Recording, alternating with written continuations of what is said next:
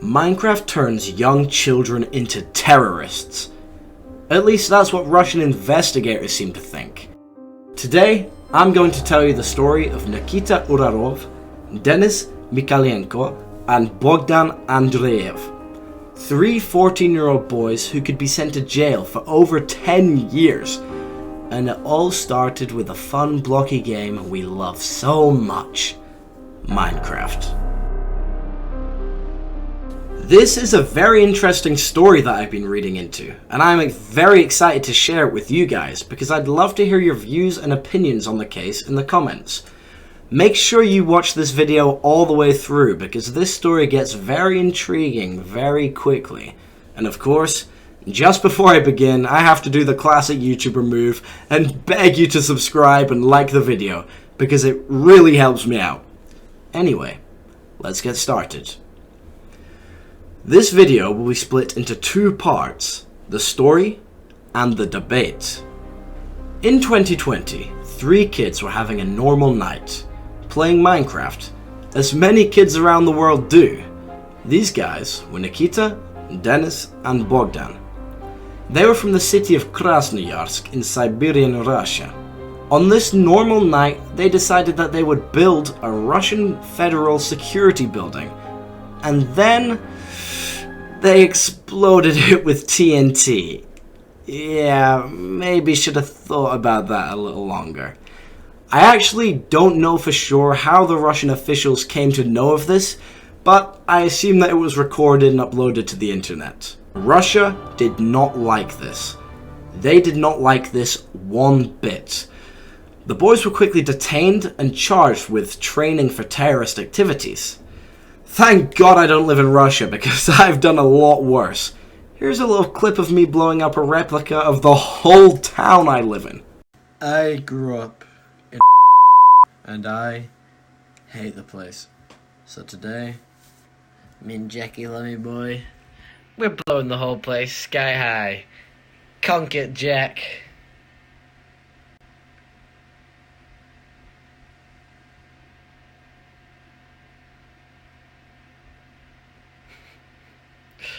This is a shit.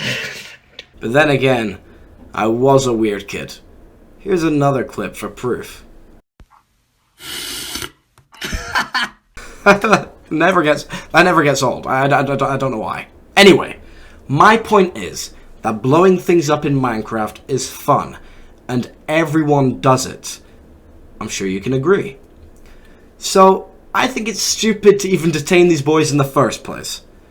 Eventually, Russia realizes this too, and drops the main charge. But this is where the story takes a strange turn, where opinions start to divide. Despite dropping the original charges due to lack of evidence of any real threat, Russia was still unhappy, and they wanted to punish these kids. So they got investigators to dig deeper into the history of these boys. They quickly found that these boys had been in some trouble in the past, for sticking leaflets that were in support of a recently jailed Russian anarchist on the walls of the local federal security building. I'll be completely honest, now these boys are looking a little sussy to me.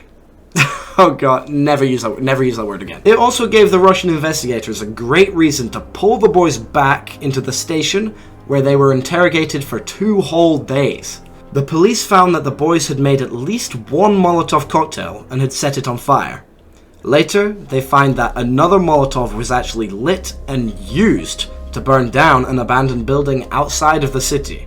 The boys also told investigators that they had made an explosive called Amokiza.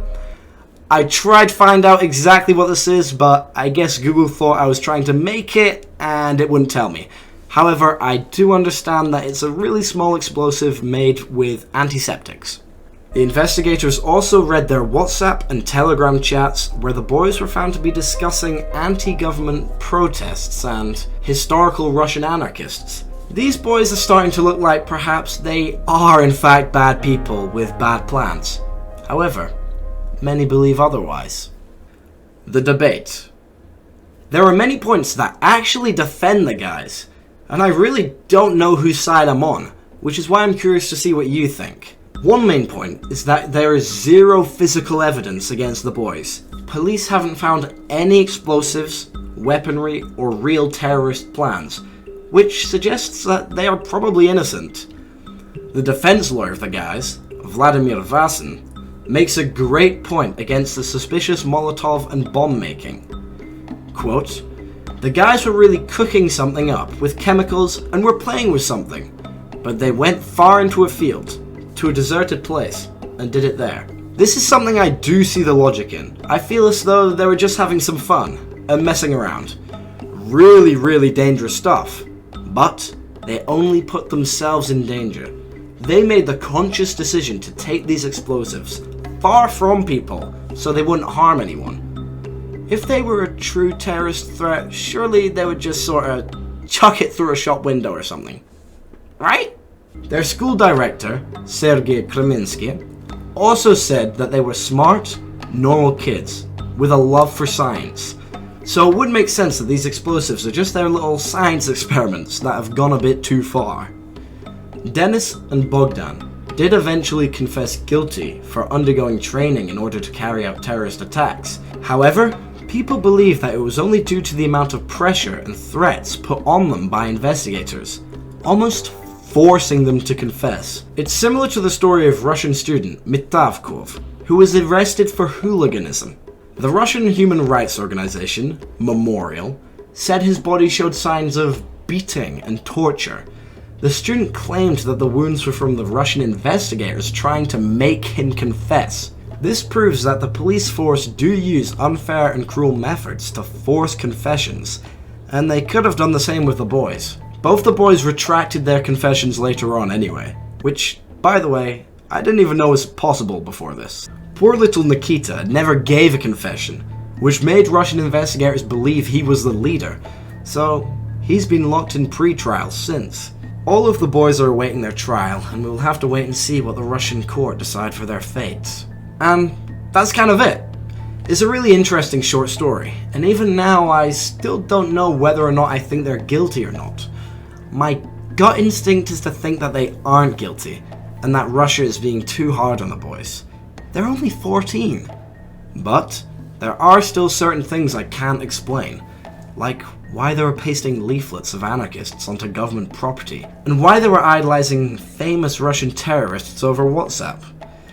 I guess some kids think it's cool and edgy to talk about these topics, but to be honest, I have no idea.